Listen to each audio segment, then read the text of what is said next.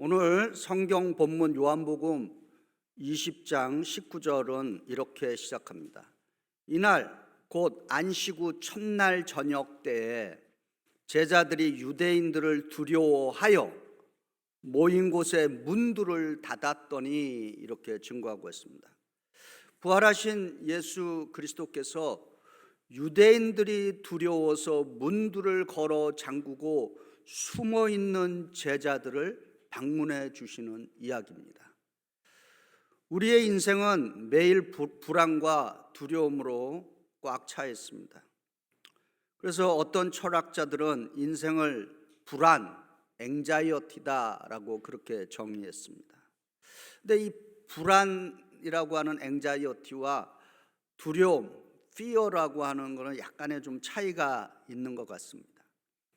불안은 실제로 일어나지 않는 일에 대해서도 괜히 이유 없이 근심하고 걱정하는 것이 불안입니다. 근데 두려움, fear는 지금 제자들처럼 자기들을 지금 위협을 가하고자 하는 분명한 대상이 있어서 무서워하는 것입니다. 이와 같이 불안해하고 두려워하는 제자들에게 부활하신 예수께서 나타나셔서 어떻게 이 두려움을 이기고 인생을 살아야 하는지를 부활하신 예수께서 힘을 주면서 진지하게 말씀해 주시고 계십니다. 요한복음 20장 19절부터 23절의 말씀은 우리들로 하여금 이 부활을 믿는 우리들이 어떻게 부활 이후의 삶, 부활의 삶을 살아야 합니까? 라고 하는 이 질문에 해답을 주고 있습니다.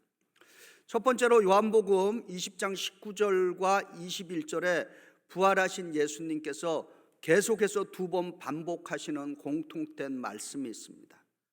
평강이 있을지어다. 영어로는 Peace be with you. 이 평강, 단순한 예수님이 형식적인 인사처럼 헬로, 샬롬 이런 것이 아니라 예수님이 Peace be with you 하는 이 평화의 말씀에는 약속이 담겨 있다라고 하는 것입니다. 무슨 평화인가? 주님이 주시는 평화는 지금 두려움 가운데 있는 제자들에게 이 평화가 임함으로써 두려움을 쫓아내는 평화이다라고 하는 것입니다. 용서받는 사람들에게는 이 평화가 임할 때 마음에 용서받는 확신의 평강이 주어주는 것입니다. 그리고 이 세상에 어떤 역경에도 빼앗기지 않는 그 평화를 주님께서 약속해 주시는 것입니다. 요한복음 16장 33절에 예수께서 이렇게 증거합니다. 이것을 너희에게 이르는 것은 너희로 내 안에 평화를 누리게 하려 함이라. 세상에서는 너희가 환난을 당하나 담대하라. 내가 세상을 이기었노라. 아멘. 예수님이 제자들에게 해주신 첫 번째 말씀, 평강이 있을지어다 라고 하는 것은 제자들의 두려움을 제거하고 부활한 예수님 그 자신을 확인해 주는 위로와 평화의 말씀입니다. 예수님이 제자들에게 또 두 번째 평강이 있을지어다 라고 하는 이 평화는 용기와 희망을 제자들에게 부어주는 확신이다 라고 하는 것입니다. 우리 인생에 두려움이 밀려올 때 어떻게 그 두려움을 여러분들은 극복하고 계십니까? 내 인생에 두려움이 올 때 어떻게 그 두려움을 극복하고 계세요? 물론 예수 믿는 분들은 기도드리겠죠. 성경은 우리가 신경을 쓰고 관찰해서 읽어보면 수많은 구절들이 하나님께서 말씀을 통해서 이 인생의 fear를 극복할 수 있는 수많은 말씀들을, 약속의 말씀들을 성경에서 증거해 주시고 계십니다. 아무리 인간적인 위로를 준다 하더라도 가장 우리에게 용기를 주고 희망을 주는 것은 기록된 하나님의 약속의 말씀인 줄 믿습니다. 그 중에 몇 군데를 좀 소개해 드립니다. 혹시 여러분들 가운데 지금 현재 인생에 두려움이나 불안이 있으신 분들,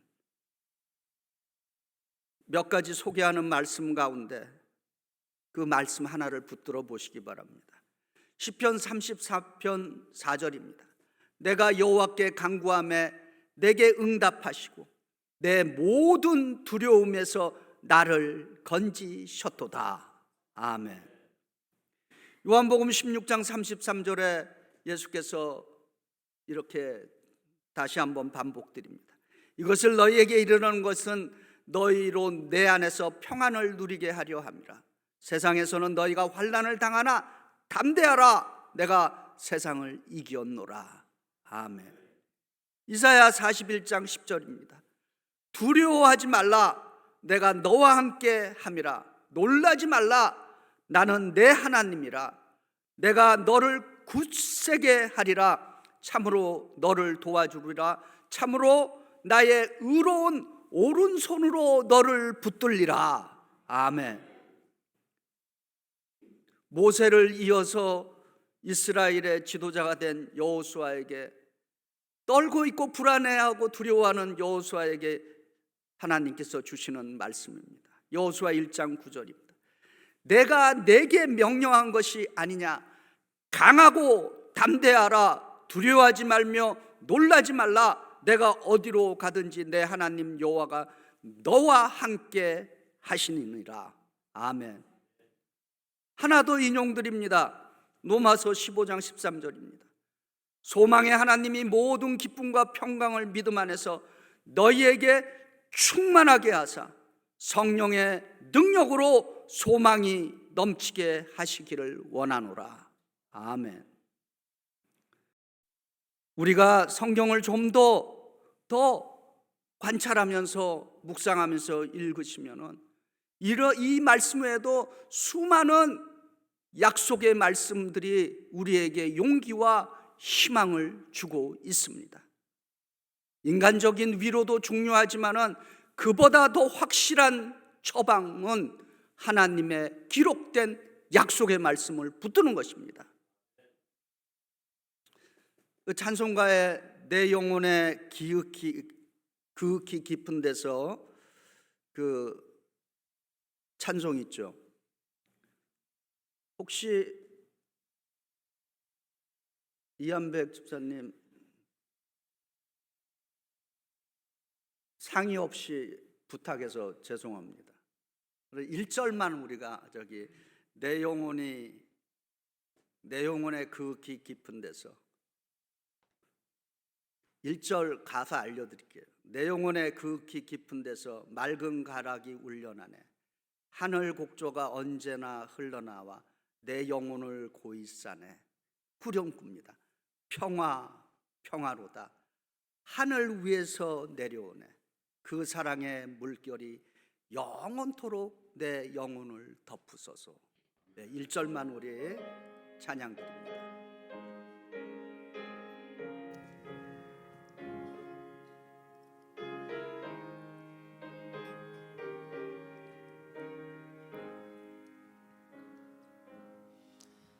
내 영혼의 깊이 깊은 데서 맑은 가락이 울려나네. 하늘 곡조가 언제나 흘러나와 내 영혼을 고이 싸네.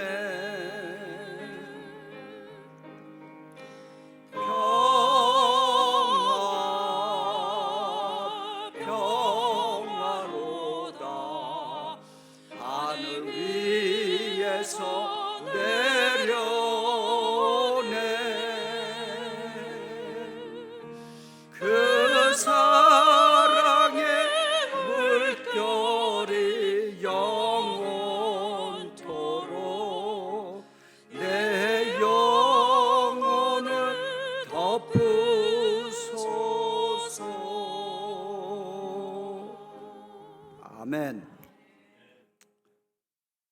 누가 주는 평화가 아니라 참된 평화는 하늘에서 내려온다라고 하는 것입니다. 하늘에서 내려오는 그 사랑의 평화의 물결이 우리의 영혼을 덮어주시는 줄 믿습니다. 두 번째로 요한복음 20장 21절입니다. 아버지께서 나를 보낸 것 같이 나도 너희를 보내노라. 아멘. 이 보내노라라고 하는 그 원어는 아포스톨로스라는 말입니다. 그 뜻은 보내심을 받는 자, 사명자라고 하는 의미인 것입니다. 우리는 예수님께서 주시는 그 명령을 받아서 쉬운 말로 심부름꾼으로 보냄을 받은 사람들인 것입니다.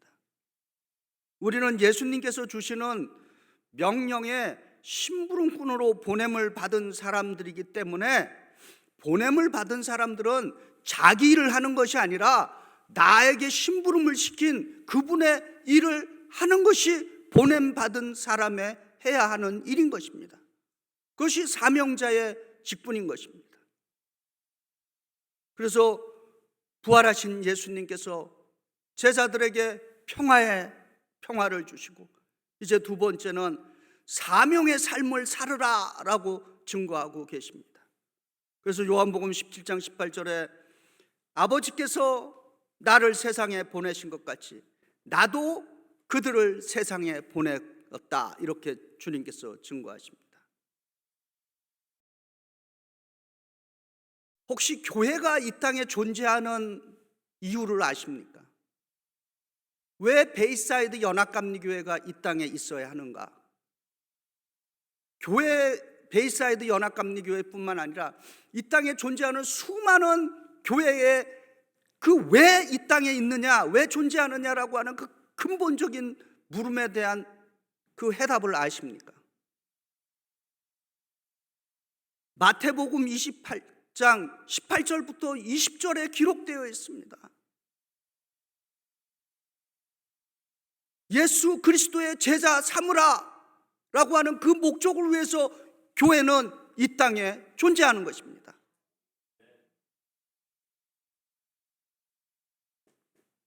그런데 예수 그리스도의 제자가 된다는 것, 한번 우리 스스로가 나는 과연 제자인가, 예수님의 제자인가 한번 물어보시기 바랍니다. 교회가 존재하는 이유는 그리스도 제자 삼기고, 그러면 내 신앙의 제자로서의 신앙의 목표를 어디에 두어야 하느냐라고 하는 것입니다.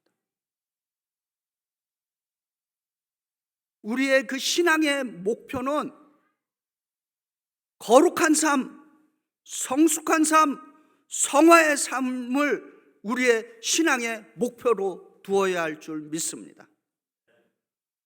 그럼 구체적으로 거룩하게 살고 성숙하게 살고 성화의 삶을 산다라고 하는 그 구체적인 의미가 무엇일까라고 하는 것입니다. 저는 두 가지를 생각해 봅니다. 거룩하다, 성숙하다, 성화하다, 동의어를 따로 이렇게 비슷하게 그냥 동의어입니다.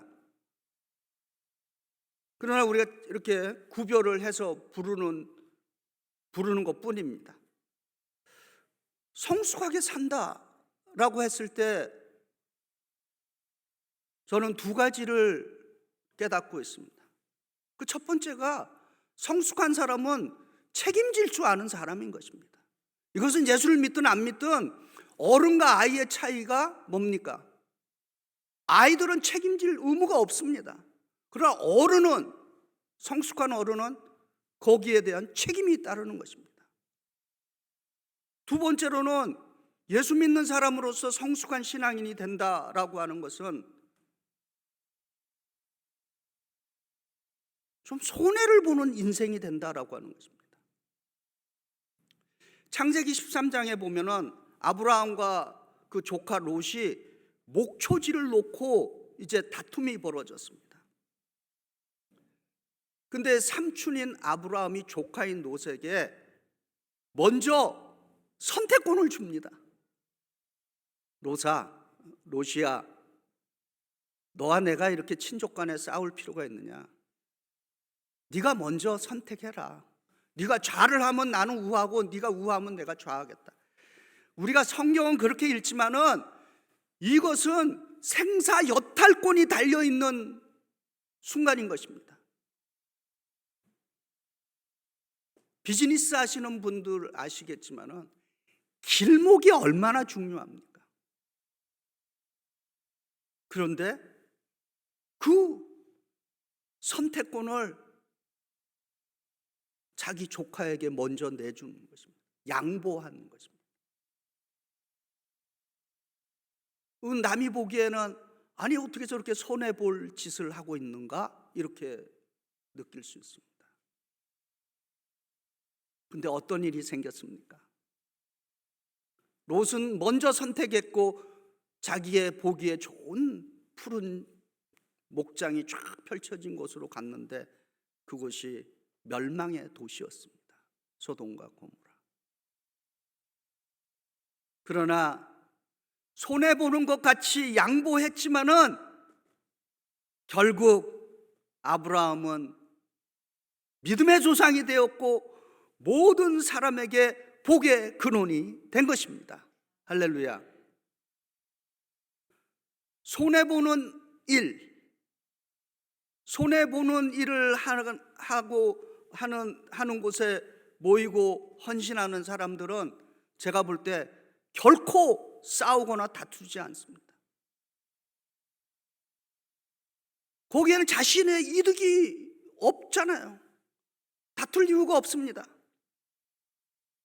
손해보는 일을 하는 사람들에게는 거기에는 화목과 평화와 덕스러움만이 있게 되는 것입니다. 왜 다툽니까? 거기에 조금이라도 이득이 들어가니까 우리는 다투게 되는 것입니다. 성숙한 그리스도인이 된다라고 하는 것은 눈에 보기에는 조금 손해볼 수 보이는 것 같지만은 성경은 또 실제적으로 우리의 신앙인의 삶에서 그 결과는 그렇게 손해보는 일을 하며 살아왔지만은 하나님이 부어주시는 풍성한 축복을 누리게 된다라고 하는 것입니다. 할렐루야.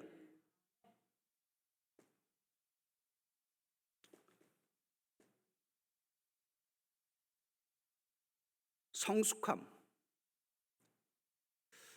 무엇에서 우리가 좀 손해보는 듯한 일을 할 수 있겠습니까? 누군가가 교회에 빠졌을 때 한번 전화 한 통화 올려드리는 거, 카톡 한번 보내주는 거, 누군가에게 따뜻한 인사말을 해주는 거, 눈에 보이지 않는 교회에서 좀 남들이 보기에 좀 허드렛 일 같은 일, 그런 것들, 주의 교회를 위해서 시간 들이고 재능 들이고 물질 들이는 거, 이런 것들이 손해 보는 것과 같은 느낌이 들겠지만은 결국은 성숙한 신앙인의 삶이고 그 길의 끝은 주의 복이 임한다라고 하는 것입니다. 할렐루야. 세 번째로 요한복음 20장 22절에 이 말씀을 하시고 그들을 향하사 숨을 내쉬며 이르시되 성령을 받으라. 아멘. 부활의 믿음을 가진 우리들은 성령의 삶을 살아내야 한다라고 하는 것입니다. 창조주 하나님께서 인류를 창조하실 때 사람을 만드신 방법이 창세기 2장 7절에 증거하고 있습니다. 여호와 하나님이 땅의 흙으로 사람을 지으시고 생기를 그 코에 불어넣으시니 사람이 생명이 되니라. 하나님의 생기, 하나님의 숨, 하나님의 호흡, 이것을 우리는 성령이라고 부르는 것입니다. 사람이 다른 동물이나 사물과 다른 이유가 있다면은 그것은 우리 안에 하나님의 영, 하나님의 성령이 내재하고 있기 때문인 것입니다. 믿음의 사람들은 성령 안에서 성령과 더불어 성령의 능력으로 살아가야 하는 것입니다. 하나님은 성령을 통해서 저와 여러분의 마음에 임재하고 계십니다. 그 성령님은 우리의 인생을 용기 있는 인생으로 살게 해 주시는 것입니다. 그래서 로마서 8장 16절에 사도 바울은 이렇게 증거합니다. 성령이 친히 우리 영과 더불어 우리가 하나님의 자녀인 것을 증거하시나니. 아멘. 그리고 너희는 다시는 무서워하는 종의 영을 받지 아니하였느니라. 말씀을 정리합니다. 우리 베이사이드 연합감리교회에서 이제 우리가 부활절 이후를 살아가고 있습니다. 주님께서 두려움에 떨고 있는, 무서워하는 제자들, 문을 꽁꽁 다 걸어 잠그고 숨어 있는 제자들에게 나타나셔서 부활 이후의 삶을 어떻게 살아가야 할지를 세 가지로 증거해 주셨습니다. 주님께서는 두려움의 삶이 아니라 우리에게 평화의 삶을 주신 줄 믿습니다. 또한 주님께서는 꿈이 없는 인생이 아니라 부활하신 주님께서 제자들에게 꿈이 있고 비전으로 가득 찬 사명의 삶을 부어주신 줄 믿습니다. 마지막으로 주님께서는 제자들에게 부활 이후는 성령의 능력으로 살아야 한다라고 성령을 부어주셨습니다. 우리 베이사이드 연합감리교회를 섬기는 주의 자녀들마다 평화의 삶, 사명의 삶, 성령의 삶이 풍성하고 충만하시기를 주의 이름으로 축원드립니다.